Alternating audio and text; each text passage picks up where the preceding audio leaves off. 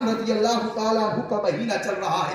ایک مرید آپ کی بارگاہ میں آتا ہے, اس کی تمنا یہ ہوتی ہے کہ غوث اعظم کی بارگاہ میں جاؤں, کم سے کم وہ مجھے تعویذ یا کوئی وظیفہ بتا دیں گے. حضرات محترم چلا جاتا ہے, ساری اپنی پریشانیاں غوث اعظم کی بارگاہ میں پیش کر دیتا ہے. میرے غوث اعظم کہتے ہیں یہ بتا تیرا مکان کہاں پر ہے؟ کہنے لگا حضور میرا مکان جو ہے ایک راستہ گزر رہا ہے, اسی راستے پر میرا مکان ہے. تو غوث اعظم نے کہا جا اپنے گھر کے دروازے پر ایک پردہ ٹانگ لینا, اپنے گھر کے دروازے پر ایک پردہ ٹانگ لینا. ابھی وہاں سے اٹھا, دل میں خیال ہے یار میں تو تعویذ لینے کے لیے گیا, وظیفہ کوئی بتا دیتے, اس وظیفے کو پڑھ لیتا, میرے کام میں 4 چال لگ جاتے, میرے گھر میں برکتیں نازل ہو جاتی. لیکن غوث اعظم نے کہہ دیا کہ پردہ ٹانگ لے. چلو خیر اللہ والے ہیں, پردہ ہی ٹانگ کر دیکھتے ہیں. وہ آیا, گھر میں پردہ ٹانگ دیا. جب چند دن گزرے نا, اس کے گھر میں برکتوں کا نزول ہونا شروع ہوا, اس کے کاروبار میں ترقیاں ہونا شروع ہوئی, کاروبار عروج پر پہنچ گیا. تو اس کے ذہن میں ایک بات آئی, یار غوث اعظم نے کہا تھا کہ پردہ ٹانگ لو, میں نے پردہ ٹانگ لیا, برکتیں آنے شروع ہو گئی, آؤ معلوم کرتے بات کیا ہے. حضرات محترم پھر آتا ہے غوث اعظم کی بارگاہ میں, عرض کرتا ہے حضور آپ نے پردہ ٹنگوایا, میں نے پردہ ٹانگ لیا. میرے غوث اعظم کہتے ہیں یہ بتا میرا کام ترقی پر پہنچا یا نہیں پہنچا؟ کہنے لگا حضور بہت ترقی پر میرا کام ہے, میرے گھر میں برکتیں بھی نازل ہو رہی ہیں, لیکن حضور میری سمجھ میں یہ نہیں آ رہا, میں یہ تمنا لے کر آیا تھا کاش آپ مجھے کوئی تعویذ دیں گے یا وظیفہ بتائیں گے, لیکن حضور میرے گھر میں برکتیں آئی تو آئی کیسے ہیں؟ میرے غوث اعظم نے کہا تیرا کام ہو گیا؟ کہنے لگا حضور کام تو ہو گیا ہے. غوث اعظم نے کہہ دیا کہ کام ہو گیا تو جا اپنا کام کر. کہنے لگا حضور نہیں میں کشمکش میں ہوں, مجھے بتا دیجئے. میرے غوث اعظم نے کہا سننا ہی چاہتا ہے؟ کہنے لگا حضور سننا چاہتا ہوں, بتا دیجئے. میرے غوث اعظم نے کہا سن, تیرا گھر جو ہے ایک راستے پر تھا, جس کے دروازے پر تیرے کوئی کپڑا نہیں تھا. جب بے نمازی کے اس سے گزرتا, جب بے نمازی اس راستے سے گزرتا تھا, اس کی نظریں تیرے گھر میں پڑتی تھی تو اللہ تبارک و تعالی تیرے گھر کی برکتوں کو اٹھا لیا کرتا تھا. جب سے تو نے پردہ ٹانگا ہے, بے نمازی کی نظر تیرے گھر میں نہیں پڑ رہی ہے, اس وجہ سے اللہ تبارک و تعالی نے تیرے گھر میں برکتوں کا نزول فرما دیا ہے, تیرے کاروبار میں ترقی عطا فرما دی ہے. میرے بھائیوں یہ بتاؤ, ایک بے نمازی کی نظر پڑنے پر اللہ تبارک و تعالی گھر کی برکتوں کو اٹھا لیتا ہے. جس گھر میں نماز پڑھنے والے نہ ہو, کلام مقدس کی تلاوت کرنے والے نہ ہو, وہ گھر کیسا ہوگا؟ ارے وہ گھر قبرستان ہے. میرے بھائی اللہ تبارک و تعالی نے یہ زندگی ہمیں عطا کی ہے, تو کم سے کم ہم اللہ تبارک و تعالی کی عبادت اور ریاضت کریں, اور نبی پاک صلی اللہ تعالی علیہ وسلم کے طریقے پر چلنے کے بعد اپنی زندگی کو گزار لیں. کبھی تو کہا ہے شاہ کونین کا جو چاہنے والا ہوگا اس کا انداز زمانے سے نرالا ہوگا. عشق احمد کی تنویر جلال و دل میں بعد مرنے کے لحد میں بھی اجالا ہوگا. لحد کہتے ہیں قبر کو, بعد مرنے کے قبر میں اجالا ہوگا. اور کہا ہے لبوں پہ جن کے شہیدی کا نام آتا ہے انہی کے ہاتھ میں کوثر کا جام آتا ہے. اور جہاں کام نہ دے ماں باپ بھائی بہن, وہاں دلارا حلیمہ کا کام آتا ہے, وہاں دلارا حلیمہ کا کام آتا ہے. اور سنیں, جو لوگ اپنے ماں باپوں کو پریشان کرتے ہیں نا, ماں باپوں کو گالیاں بکتے ہیں نا, ماں باپوں کو برا بھلا کہتے ہیں, میرے بھائی کتنی بھی عبادت و ریاضت کر لے دنیا کے اندر, جب تک تیرے ماں باپ راضی ہیں تو تیری عبادت اللہ کی بارگاہ میں قبول ہے. اگر تیرے ماں باپ ناراض ہیں تو تیری عبادت تیرے منہ پر مار دی جاتی ہے. اللہ ارشاد فرماتا ہے جس نے اپنے ماں باپوں کو ناراض کیا اس سے میں بھی ناراض ہوں, میرا حبیب بھی ناراض ہے. اور جس نے اپنے ماں باپوں کو راضی کر لیا اس سے میں بھی راضی ہوں اور میرا حبیب بھی راضی ہے. اگر ماں باپ ہیں تو ماں باپ کے نام پر بولے سبحان اللہ, اور اگر ماں باپ اس دنیا سے کوچ فرما چکے ہو تو ان کی مغفرت کے ذریعے بولے میرے سر سے میری ساری مصیبت ٹال دیتی ہے, میری ماں میرے دامن میں دعائیں ڈال دیتی ہے, میرے سر سے میری ساری مصیبت ٹال دیتی ہے, میری ماں میرے دامن میں دعائیں ڈال دیتی ہے. پریشان ہو اندھیروں سے تو جاؤ ماں کے قدموں میں, پریشان ہو اندھیروں سے تو جاؤ ماں کے قدموں میں, وہ جب چاہے مقدر میں اجالے ڈال دیتی ہے, وہ جب چاہے مقدر میں اجالے ڈال دیتی ہے. حضرات محترم غوث اعظم رضی اللہ تعالیٰ عنہ ہے. دیکھیے غوث اعظم کا کھیل کیسا کھیل تھا. میرے بھائی غوث اعظم صبح سویرے آتے تھے اور محلے کے بچوں کو اکٹھا کرتے تھے. اکٹھا کرنے کے بعد وہ ایک میدان میں پہنچ جاتے تھے اور پہنچنے کے بعد بچوں سے کہتے تھے مر جاؤ.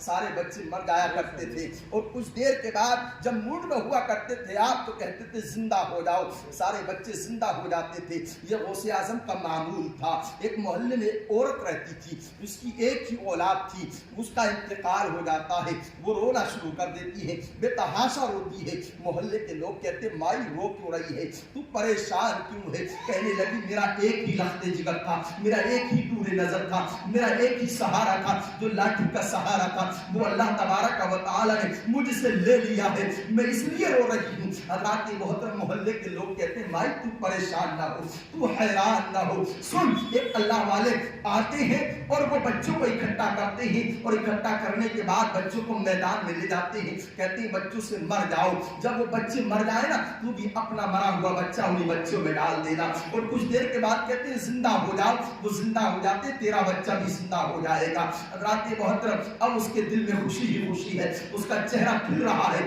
وہ صبح سویرے کا انتظار کرتی ہے، آڑ میں ہو جاتی ہے، چھپ جاتی ہے، وہ دیکھتی ہے غوث اعظم آ رہے ہوں گے، غوث اعظم آ رہے ہوں گے۔ میرے غوث اعظم جس طرح معمول تھا اسی طرح آئے، اور آنے کے بعد محلے کے بچوں کو اکٹھا کیا، اکٹھا کرنے کے بعد میدان میں پہنچے ہیں، جیسے ہی کہا بچوں مر جاؤ، جیسے ہی کہا نا بچے سارے کے سارے مر جاتے ہیں، وہ عورت وہ مائی موقع دیکھ کر اپنے بچے کو بھی وہاں لٹا دیتی ہے۔ کچھ دیر کے بعد غوث اعظم کہتے ہیں بیٹا زندہ ہو جاؤ، سب کے سب زندہ ہو جاتے ہیں، لیکن اس گڑیا کا بچہ زندہ نہیں ہوتا ہے۔ اب وہ غوث اعظم کے قدموں میں گر جاتی ہے، کہتی ہے حضور میں تو بڑی تمنا لے کر آئی تھی، میں بڑی آرزو لے کر آئی تھی، حضور یہ میرا بیٹا زندہ نہیں ہوا ہے۔ غوث اعظم نے کہا اس کو میں نے نہیں مارا جو زندہ ہوتا، یہ تو کسی اور نے مارا ہے، جا ان کی بارگاہ میں چلی گا۔ وہ کہتی ہے حضور نہیں میں ان کی بارگاہ میں نہیں جاؤں گی، میں تو آپ سے ہی زندہ کراؤں گی۔ میرے غوث اعظم نے کہا کہ مائی چلی گا، لیکن وہ جاتی نہیں ہے، قدموں میں گر جاتی ہے۔ غوث اعظم کہتے تو اللہ کا کرشمہ دیکھنا چاہتی ہے؟ وہ کہتی ہے ہاں میں دیکھنا چاہتی ہوں۔ غوث اعظم نے اپنے ہاتھوں کو اس طرح کیا، ایک ہاتھ کو اس طرح کیا، جیسے اس طرح کیا نا بچے میں جان آ گئی، اس طرح کیا تو بچہ سیدھا کھڑا ہو گیا۔ اب مائی حیران ہے، پریشان ہے، کہنے لگی مائی میرا بیٹا تو زندہ ہو گیا ہے، اے غوث اعظم یہ بتا دے کہ تو نے اس طرح انگلی کا اشارہ کیا تب کیا ہو رہا تھا، اس طرح کیا تو تب کیا ہو؟ میرے غوث اعظم کہتے تیرا کام ہو گیا اب تو چلی گا۔ وہ کہنے لگی نہیں، کل اگر تاریخ لکھی جائے گی تو میں کیا جواب دوں گی؟ میرے غوث اعظم کہتے سننا چاہتی ہے کہ سن جب میں نے اس طرح کیا تھا نا تیرے بچے کا نام مرنے والوں کی لسٹ میں لکھا ہوا تھا، وہ مٹا رہا تھا، اور جب میں نے اس طرح کیا تیرا بچے کا نام زندہ لسٹ میں لکھ رہا تھا۔ حضرات محترم یہ ہے میرے غوث اعظم کی شان، تبھی تو کہا ہے نگاہ ولی نے وہ تاثیر دیکھی، بدلتی ہزاروں کی تقدیر دیکھی، اور کسی نے کیا خوب کہا ہے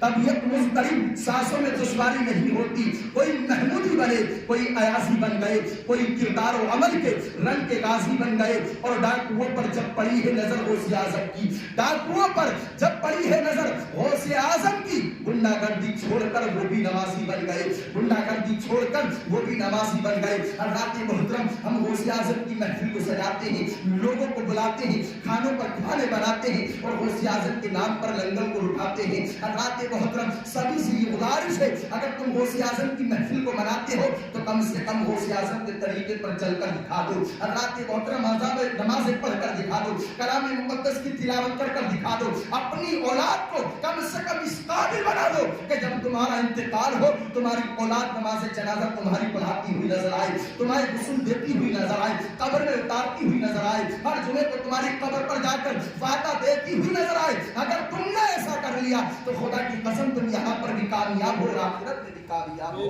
اگر تم نے ایسا نہیں کیا تو بھٹکے بھٹکے ہوئے پھرو گے۔ حضرات محترم اگر ہماری اولاد ہماری قبروں پر جائے گی نا کلام مقدس کی تلاوت کرے گی تو اللہ تبارک و تعالی اس کلام مقدس کے صدقے میں ہماری مغفرت فرما دے گا۔ اور جو محفل رسول میں آتے ہیں حضرات محترم وہ بڑے خوش نصیب ہیں، اللہ تبارک و تعالی نے انہیں بڑے انعام و اکرام سے نوازا ہے۔ اللہ کے پیارے حبیب صلی اللہ تعالی علیہ وسلم ہے، فرشتے ایک شخص کو جو ہے جہنم میں لے کر جا رہے ہیں، میرے آقا ارشاد فرماتے ہیں فرشتوں میرے امتی کو کہاں لے کر جا رہے ہو؟ فرشتے کہتے ہیں اللہ کا حکم ہے، اس کے گناہ ہی گناہ ہے، ہم اس کو جہنم میں لے کر جا رہے ہیں۔ میرے آقا ارشاد فرماتے ہیں کیا تم نے اس کا نامہ اعمال تولا؟ فرشتے کہتے ہیں حضور ہم نے نامہ اعمال تولا ہے۔ میرے آقا ارشاد فرماتے ہیں دوبارہ نامہ اعمال تولا جائے، اب میرے نبی کا حکم ہے، فرشتے ٹال نہیں سکتے۔ نامۂ اعمال تولا تو برائیاں ہی برائیاں ہیں۔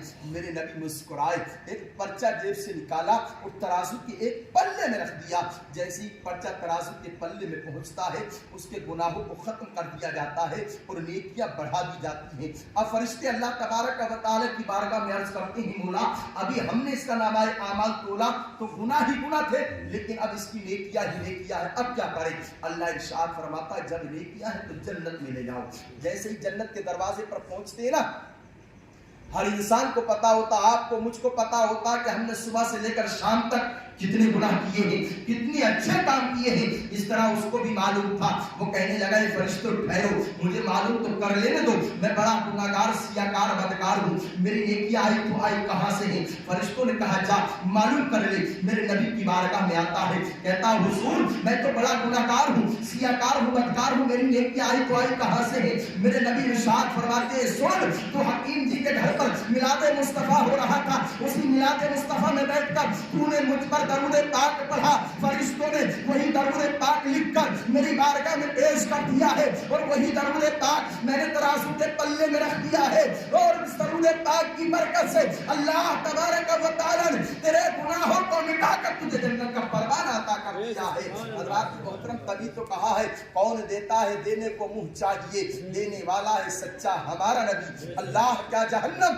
اب بھی نہ سرد ہوگا، رو رو کے مصطفیٰ نے دریا بہا دیے ہیں۔ ایک مرتبہ کلمہ شریف پڑھے، لا الہ الا اللہ محمد رسول اللہ صلی اللہ تعالی علیہ وسلم۔ اللہ تبارک و تعالی ہمارا یہاں پر اکٹھا ہونا بیٹھنا اللہ کی بارگاہ میں قبول فرمائے، اور جس مقصد سے ہم یہاں پر حاضر ہوئے ہیں اللہ تبارک و تعالی اس مقصد میں کامیابی اور کامرانی عطا فرمائے۔ استغفر اللہ ربی من کل ذنب واخر دعوانا الحمدللہ رب العالمین۔ کبھی ملاقات ہوگی تو انشاءاللہ بھرپور خطاب ہوگا۔ السلام علیکم ورحمۃ اللہ۔